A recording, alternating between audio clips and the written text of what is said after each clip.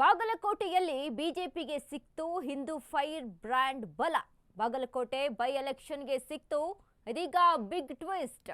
ಬಾಗಲಕೋಟೆಯಲ್ಲಿ ಬಿಜೆಪಿಗೆ ಸಿಕ್ತಾ ಹಿಂದೂ ಫೈರ್ ಬ್ರ್ಯಾಂಡ್ ಬಲ. ಬಾಗಲಕೋಟೆ ಬೈ ಎಲೆಕ್ಷನ್ಗೆ ಸಿಕ್ತು ಬಿಗ್ ಟ್ವಿಸ್ಟ್. ಇದೀಗ ಬಾಗಲಕೋಟೆಯಲ್ಲಿ ಕಮಲ ಅರಳಲು.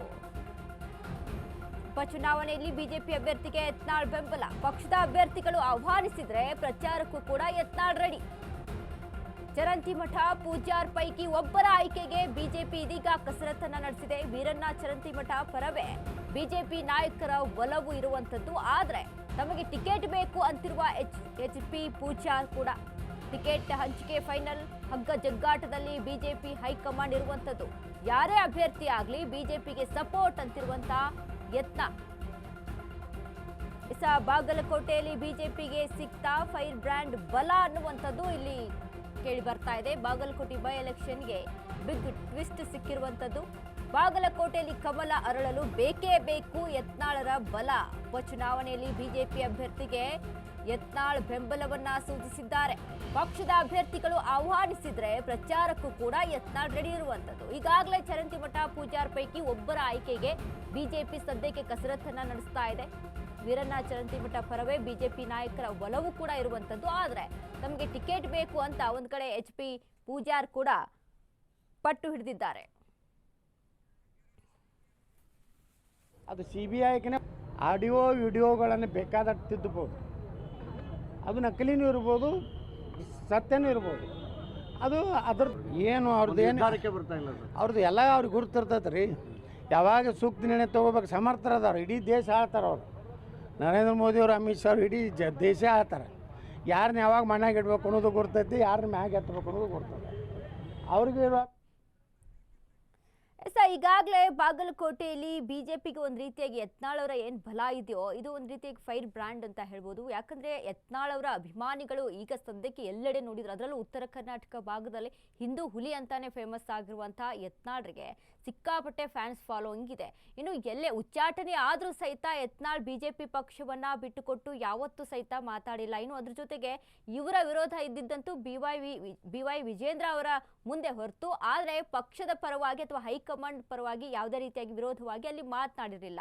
ಅದೇ ರೀತಿಯಾಗಿ ಈಗ ಬಿಜೆಪಿಯ ಪರವಾಗಿ ಏನು ಬೈ ಎಲೆಕ್ಷನ್ ಚುನಾವಣೆಗೆ ಯಾರು ಚರಂತಿಮಠ ಆಗಿರ್ಬೋದು, ಪೂಜಾರ್ ಇಬ್ಬರ ಪೈಕಿ ಯಾರೇ ನಿಂತರೂ ಕೂಡ ನಾನು ಸಪೋರ್ಟ್ ಮಾಡ್ತೀನಿ ಅನ್ನುವಂತಹದ್ದು ಈಗ ಯತ್ನಾಳ್ ಅವರ ಒಂದು ರೀತಿಯಾದಂತಹ ಹೇಳಿಕೆ ಆಗಿದೆ. ಇನ್ನು ಅದರಂತೆ ಕೂಡ ಈಗ ಸಾಕಷ್ಟು ಬಿಜೆಪಿ ನಾಯಕರ ಒಲವು ಇರುವಂತದ್ದು ಸಹಿತ ಚರಂತಿಮಠ ಅವರ ಪರವಾಗಿನೇ ಇದೆ. ಹೀಗಾಗಿ ಇದನ್ನೆಲ್ಲವನ್ನ ಪರಿಗಣನೆಗೆ ತೆಗೆದುಕೊಂಡ ನಂತರ ಇದೀಗ ಯತ್ನಾಳ್ ಅವರ ಬೆಂಬಲ ಅಲ್ಲಿ ಸಿಗುವಂಥದ್ದು. ಯಾಕಂದ್ರೆ ಈ ಹಿಂದೆ ಕೂಡ ನಾವು ಬಾಗಲಕೋಟೆ ಆಗಿರ್ಬೋದು, ವಿಜಯಪುರ ಆಗಿರ್ಬೋದು, ಅಥವಾ ಎಲ್ಲೆಡೆ ಧಾರವಾಡ ಆಗಿರ್ಬೋದು, ಅದೇ ರೀತಿಯಾಗಿ ಈ ಹಿಂದೆ ಒಂದು ಗಲಾಟೆ ನಡೆದಿತ್ತು, ಅಲ್ಲೂ ಕೂಡ ಯತ್ನಾಳ್ ಅವರು ಬಂದಿದ್ರು. ಅಲ್ಲಿ ಅವರ ಫ್ಯಾನ್ಸ್ ಫಾಲೋಯಿಂಗ್ ನೋಡಿ ಒಂದು ರೀತಿಯಾಗಿ ಎಲ್ಲರೂ ಕೂಡ ದಂಗಾಗಿದ್ರು ಅಂತ ಹೇಳ್ಬೋದು. ಈ ಬಗ್ಗೆ ಹೆಚ್ಚಿನ ಮಾಹಿತಿಯನ್ನ ಕೊಡ್ತಾರೆ ನಮ್ಮ ಪ್ರತಿನಿಧಿ ಆನಂದ್. ಆನಂದ್, ಇದೀಗ ಬಾಗಲಕೋಟೆಯ ಬೈ ಎಲೆಕ್ಷನ್ ವಿಚಾರಕ್ಕೆ ಸಂಬಂಧಪಟ್ಟಂತೆ ಯತ್ನಾಳ್ ಅವರು ಸಪೋರ್ಟ್ ಮಾಡ್ತೀನಿ ಅನ್ನುವಂತ ಈ ಒಂದು ಮಾತು ಎಷ್ಟರ ಮಟ್ಟಿಗೆ ಅಲ್ಲಿ ಚರ್ಚೆಗೆ ಗ್ರಾಸವಾಗಿದೆ, ಹೇಗೆ ಅಂತ? ಅಂದ್ರೆ ಬಾಗಲಕೋಟೆ ಮತ್ತು ವಿಜಯಪುರ ಅವಳಿ ಜಿಲ್ಲೆಗೆ ಸಂಬಂಧಪಟ್ಟಂತೆ ಒಂದು ರಾಜಕೀಯವಾಗಿ ಯತ್ನಾಳ್ ಒಂದೇನು ಹಿಂದೂ ಹುಲಿ ಮತ್ತು ಹಿಂದೂ ಫೈರ್ ಬ್ರ್ಯಾಂಡ್ ಅಂತ ಒಂದು ಈಗಾಗಲೇ ಅವರು ಖ್ಯಾತಿ ಪಡೆದುಕೊಂಡಿದ್ದಾರೆ. ಅವರು ಯಾವುದೇ ಕಾರ್ಯಕ್ರಮ ಇರ್ಬೋದು, ಯಾವುದೇ ಅವ್ರ ಭಾಷಣ ಕೇಳಕ್ಕೆ ಹಿಂದೂ ಸಂಘಟನೆಯ ಯುವಕರು ಮತ್ತು ಸಾಕಷ್ಟು ಸಂಖ್ಯೆಯಲ್ಲಿ ಜನಸ್ತೋಮ ಸೇರುವಂತ ಯುವಕರ ಸಂಘಟನೆ ಮಾಡುವಂತ ಅವರು ಒಂದು ಕೆಲಸ ಮಾಡ್ತಿದ್ದಾರೆ.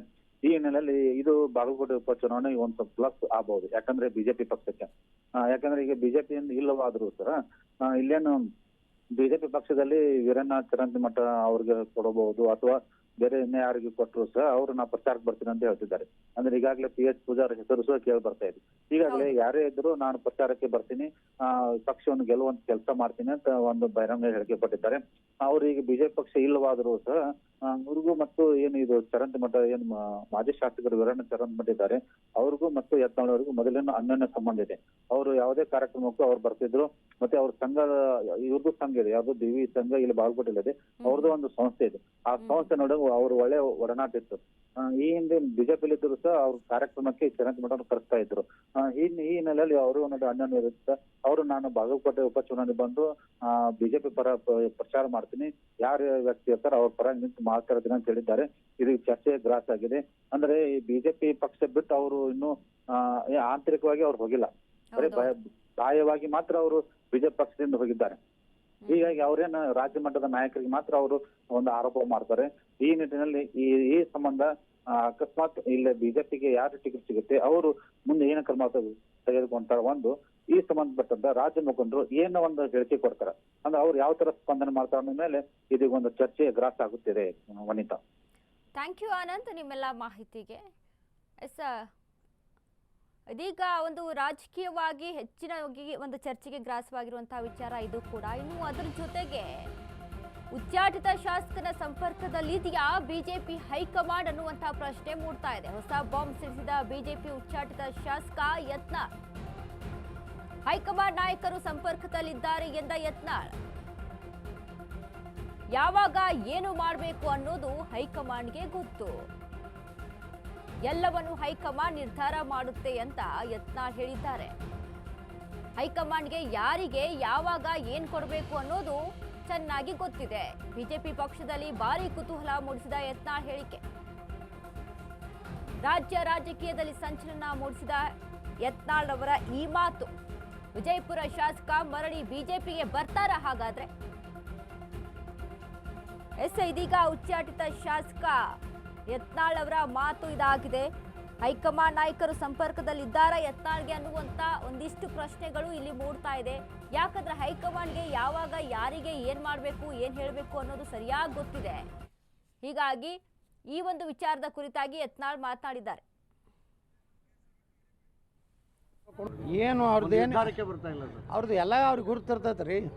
ಯಾವಾಗ ಸೂಕ್ತ ನಿರ್ಣಯ ತಗೋಬೇಕು ಸಮರ್ಥರದವ್ರು. ಇಡೀ ದೇಶ ಆಳ್ತಾರೆ ಅವರು. ನರೇಂದ್ರ ಮೋದಿ ಅವರು, ಅಮಿತ್ ಶಾ ಅವರು ಇಡೀ ದೇಶ ಆಳ್ತಾರೆ. ಯಾರನ್ನ ಯಾವಾಗ ಮಣ್ಣಾಗ ಇಡ್ಬೇಕು ಅನ್ನೋದು ಗುರ್ತೈತಿ, ಯಾರನ್ನ ಮ್ಯಾಗ ಎತ್ತಬೇಕು ಅನ್ನೋದು ಗುರ್ತದೆ. ಅವ್ರಿಗೆ ಇರುವಂಥ ಬುದ್ಧಿ ಮತ್ತು ಕರ್ನಾಟಕದಲ್ಲಿ ಇದು ದೇಶದಲ್ಲಿ ಯಾರಿಗೂ ಇಲ್ಲ. ಏನು ಅವ್ರದ್ದು ಎಲ್ಲ ಅವ್ರಿಗೆ ಗುರುತಿರ್ತೈತೆ ರೀ. ಯಾವಾಗ ಸೂಕ್ತ ನಿರ್ಣಯ ತಗೋಬೇಕು ಸಮರ್ಥರದವ್ರು. ಇಡೀ ದೇಶ ಆಳ್ತಾರೆ ಅವರು. ನರೇಂದ್ರ ಮೋದಿ ಅವರು, ಅಮಿತ್ ಶಾ ಅವರು ಇಡೀ ದೇಶ ಆಳ್ತಾರೆ. ಯಾರನ್ನ ಯಾವಾಗ ಮಣ್ಣಾಗ ಇಡ್ಬೇಕು ಅನ್ನೋದು ಗುರ್ತೈತಿ, ಯಾರನ್ನ ಮ್ಯಾಗ ಎತ್ತಬೇಕು ಅನ್ನೋದು ಗುರ್ತದೆ. ಅವ್ರಿಗೆ ಇರುವಂಥ ಬುದ್ಧಿ ಮತ್ತು ಕರ್ನಾಟಕದಲ್ಲಿ ಇದು ದೇಶದಲ್ಲಿ ಯಾರಿಗೂ. ಇದೀಗ ಹೈಕಮಾಂಡ್ ನಾಯಕರನ್ನ ಎತ್ತಿ ಮಾತನಾಡಿರುವಂತ ಯತ್ನಾಳ್, ಈಗ ನಾವಾಗ್ಲೇ ಹೇಳಿದ ಹಾಗೆ ಬಿಜೆಪಿ ಪಕ್ಷದಿಂದ ಅವರು ಉಚ್ಚಾಟನೆ ಆಗಿದ್ದಾರೆ ಹೊರತು, ಆದ್ರೆ ಬಿಜೆಪಿ ಪಕ್ಷವನ್ನ ಬಿಟ್ಟು ಯಾವತ್ತೂ ಕೂಡ ಮಾತನಾಡಿಲ್ಲ. ಬಿಜೆಪಿ ಹೈಕಮಾಂಡ್ ಮೋದಿ ಅವರನ್ನ ಅಲ್ಲಿ ಅವರು ಏನು ಮೋದಿ ಪರ ಬ್ಯಾಟಿಂಗ್ ಮಾಡ್ತಾನೆ ಮಾತಾಡಿರುವಂತದ್ದು ಕೂಡ ಹೆಚ್ಚಾಗಿ ನಾವು ಗಮನಿಸಿದ್ವಿ ಉಚ್ಚಾಟನೆ ಆದ ಬಳಿಕವೂ ಸಹಿತ. ಹೀಗಾಗಿ ಹಿಂದೂ ಫೈರ್, ಹಿಂದೂ ಬ್ರ್ಯಾಂಡ್, ಅದ್ರ ಜೊತೆಗೆ ಹಿಂದೂ ಹುಲಿ ಅಂತಾನೆ ಫೇಮಸ್ ಆಗಿರುವಂತಹ ಯತ್ನಾಳ್ ಅವರ ಫ್ಯಾನ್ಸ್ ಫಾಲೋವಿಂಗು ಕೂಡ ಅಷ್ಟರ ಮಟ್ಟಿಗೆ ಉತ್ತರ ಕರ್ನಾಟಕ ಭಾಗ ಮಾತ್ರ ಅಲ್ಲ, ಈ ಹಿಂದೆ ಕೂಡ ಕೋಲಾರದಲ್ಲಿ ನಡೆದಂಥ ಒಂದು ಘಟನೆ ಗಲಭೆಯ ಬಗ್ಗೆ ನಾವು ಮಾತನಾಡಿದಾಗ ಅಲ್ಲಿ ಕೂಡ ಯತ್ನಾಳ್ ಅವರು ಎಂಟ್ರಿಯನ್ನ ಕೊಟ್ಟಿದ್ರು. ಅಲ್ಲಿ ಕೂಡ ಅವರ ಫ್ಯಾನ್ಸ್ ಫಾಲೋವಿಂಗ್ ನೋಡಿ ಅಲ್ಲಿ ಕಾಂಗ್ರೆಸ್ ಪಕ್ಷದವರಾಯಿತು ಅಥವಾ ಎಲ್ಲರೂ ಕೂಡ ದಂಗಾಗಿ ಹೋಗ್ಬಿಟ್ಟಿದ್ರು. ಅಂದ್ರೆ ಅಷ್ಟರ ಮಟ್ಟಿಗೆ ಫ್ಯಾನ್ಸ್ ಫಾಲೋವಿಂಗ್ ಇದೆ. ಅವರ ಮಾತು ಏನು ನೇರ ನುಡಿಗಳಿದಾವೋ, ಅವರ ಮಾತುಗಳಿದಾವೋ, ಅದಕ್ಕೆ ಅರ್ಧ ಜನ ಅಲ್ಲಿ ಫ್ಯಾನ್ಸ್ ಅಭಿಮಾನಿಗಳು ಹುಟ್ಕೊಂಡಿರುವಂಥದ್ದು. ಹೀಗಾಗಿ ಇಷ್ಟರ ಮಟ್ಟಿಗೆ ಅಲ್ಲಿ ಜನರ ಒಂದು ಸಪೋರ್ಟ್ ಇರೋದ್ರಿಂದ ಹೈಕಮಾಂಡ್ ಕೂಡ ಇವ್ರನ್ನ ಬಿಟ್ಟು ಕೊಡೋದಿಲ್ಲ ಅನ್ನುವಂಥದ್ದು ಒಂದ್ ಕಡೆ ತಿಳಿದು ಬರ್ತಾ ಇದೆ.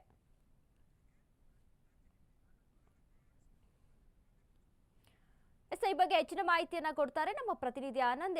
ಆನಂದ್, ಇದೀಗ ಏನು ಯತ್ನಾಳ್ ಅವರು ಬಿಜೆಪಿಯಿಂದ ಉಚ್ಚಾಟನೆ ಆಗಿದ್ದಾರೆ ಹೊರತು, ಆದ್ರೆ ಹೈಕಮಾಂಡ್ ಎಲ್ಲೂ ಕೂಡ ಬಿಟ್ಟು ಕೊಟ್ಟಿಲ್ಲ ಅನ್ನುವಂಥದ್ದು ಇಲ್ಲಿ ಮುನ್ನೆಲೆಗೆ ಬರುತ್ತೆ.